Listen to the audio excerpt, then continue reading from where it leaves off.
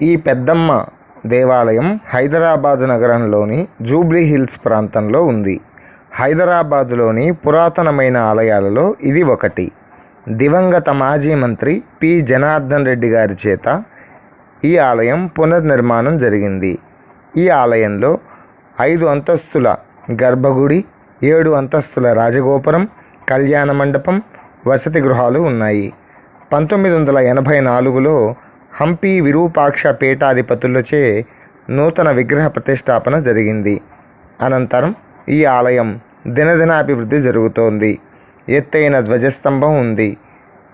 ధ్వజస్తంభం వద్ద రూపాయి బిళ్ళ పడిపోకుండా నిలువుగా నిలబడితే మన మనసులో అనుకున్న కోరికలు నెరవేరుతాయని భక్తుల నమ్మకం. గ్రామ దేవతలుగా పూజలు అందుకుంటూ ఉన్న హైదరాబాద్ నగరం ఒకప్పుడు పల్లె ప్రాంతం. అభివృద్ధి చెందుతూ రావడంతో పల్లెవాసాలు మాయమయ్యాయి.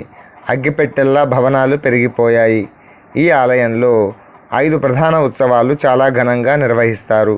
బ్రహ్మోత్సవాలు, బోనాలు, శాకంబరి ఉత్సవాలు, దసరా నవరాత్రులు, శరన్నవరాత్రులు అత్యంత వైభవంగా జరుపుతారు.